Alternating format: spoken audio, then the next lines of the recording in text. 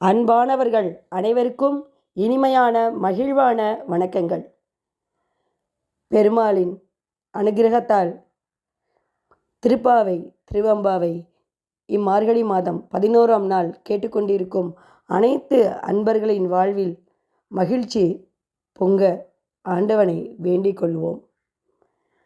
கற்று கரவை கணங்கள் பல கறந்து செற்றார் திரளழியச் சென்று செருக்கச் செய்யும் குற்றமொன்றில்லாத கோவலர்தம் பொற்கொடியே புற்றரவு அல்குல் புனமையிலே போதாராய் சுற்றத்து தோழியர்மார் எல்லோரும் வந்து நின்று முற்றம் புகுந்து முகிழ்வண்ணன் பேர்பாட சிற்றாதே பேசாதே செல்வ பெண்டாட்டி நீ எற்றுக்கு உறங்கும் பொருள் ஏர்வோர் எம்பாவாய் என்று ஆண்டாள் பாடுகிறார்கள்.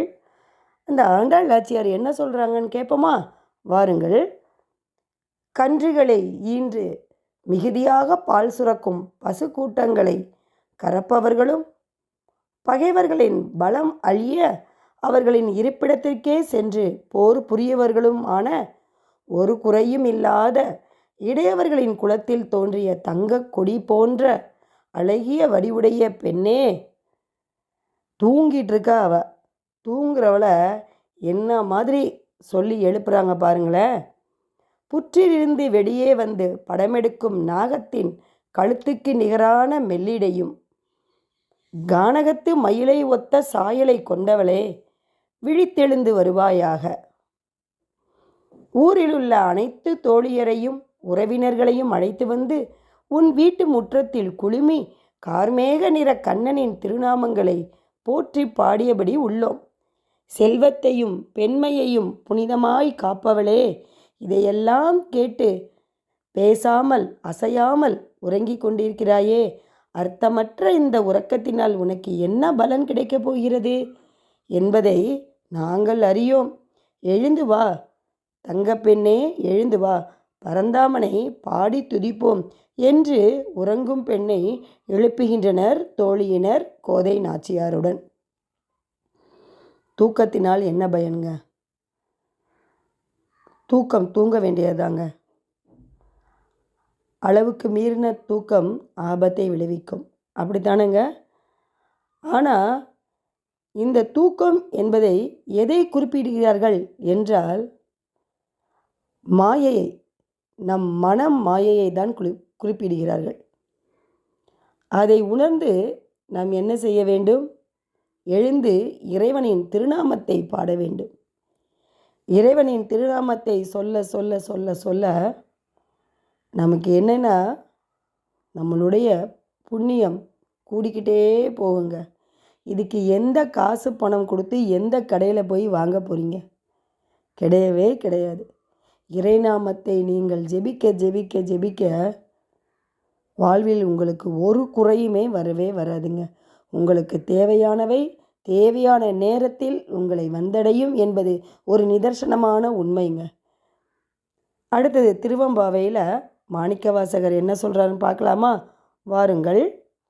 மொய்யார் தடம் பொய்கை புக்கு முக்கேர் என்று கையார் குடைந்து குடைந்துன் கழல் பாடி ஐயா வழியோடினோம் வாழ்ந்தெங்கான் ஆரல் போர் செய்யா வெந்நீராடி செல்வா சிறு மருகுள் மையார் தடங்கன் மடந்தை மணவாளா ஐயா நீ ஆட்கொண்டருளும் விளையாட்டின் உய்வார்கள் உய்யும் வகையெல்லாம் உய்ந்தொழிந்தோம் எய்யார்வர் காப்பாய் எமையாலோய் எம்பார்வாய் என்கிறார்.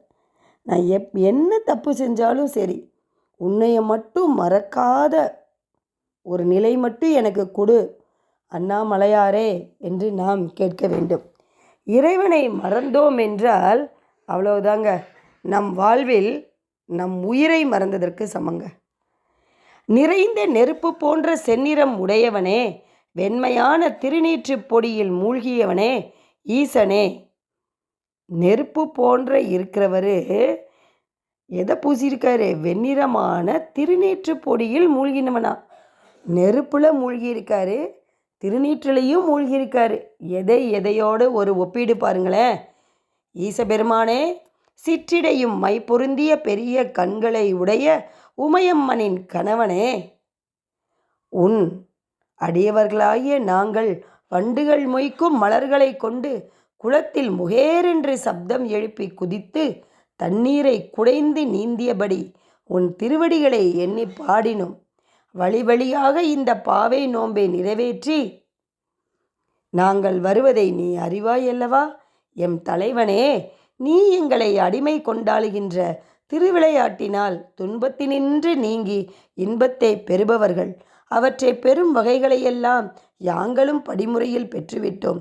இனி நாங்கள் பிறவியில் இழைக்காதபடி எங்களை காத்தருள்வாயாக என்று தோழியர்கள், பக்தர்கள், அடியார்கள் சிவபெருமானை நோக்கி தவம் இருந்து பணிந்து கேட்கின்றார்கள். இந்த பிறவி எனக்கு போதுமப்பா, உன்னையை தவிர எங்களுக்கு வேறு யாருமே வேண்டாம். தயவு செய்து திருவிளையாடலை தூக்கி எறிந்துவிட்டு துன்பத்திலிருந்து எங்களை நீக்கி இந்த சம்சாரம் என்னும் இந்த சம்சார சாகர கடலிலிருந்து எங்களை நீக்கி இன்பத்தை, பேரின்பத்தை எங்களுக்கு நல்குவாய் ஈசபெருமானே. மலர் போன்ற வண்டுகள் மொய்க்கின்ற குளத்தில் நாங்கள் குதித்து நீராடி உன் காலில் பதிந்து நிற்கிறோம், எங்களை காப்பாற்றும் என்று தோழியர்கள் ஈசபெருமானிடம் கேட்கிறார்கள். இது நடக்குமா என்கிற கொஸ்டின், கேள்விக்கு இடமே கிடையாதுங்க. பகவானை அன்போடு கூப்பிட்டால் வந்து நிற்பார். இது சத்தியமான உண்மை. அன்போடு கூப்பிட வேண்டும் என்றால் எப்படி என்று கேட்கிறீர்களா? ஆணவம் என்கிற மண்மலத்தை தூக்கி எறியுங்கள், அகங்காரம் என்னும் காரத்தை தூக்கி எறியுங்கள், அனைத்தையும் எரித்துவிட்டு காமம் என்ற ஒரு கழிவை தூக்கி எறிந்துவிட்டு அவர் காலடியில் நீயே சரணம் என்று அன்போடு மண்டியிட்டு கூப்பிடும் பொழுது எந்த தெய்வம் வராமல் இருக்கும்?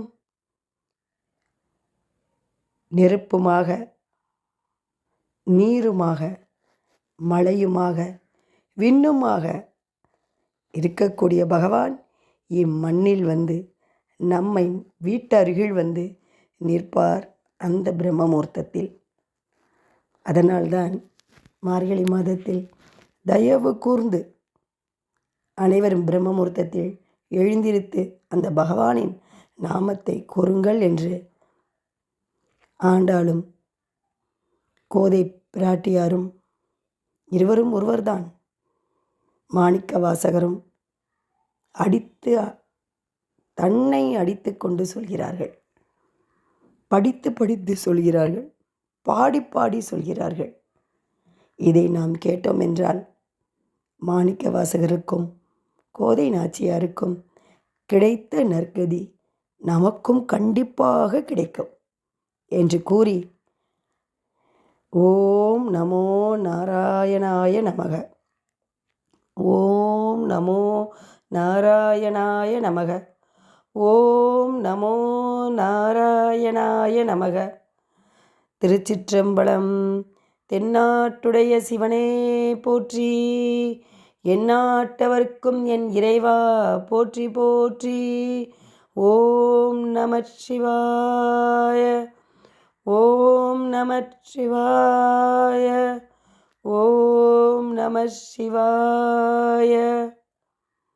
மீண்டும் உங்களை சந்திக்க வருகிறேன். வாழ்க வளமுடன், வாழ்க வையகம். இந்த வீடியோ உங்களுக்கு பிடிக்கும்னு நினைக்கிறேன். லைக் பண்ணுங்கள், ஷேர் பண்ணுங்கள் அண்ட் சப்ஸ்கிரைப் பண்ணுங்கள். தேங்க்யூ.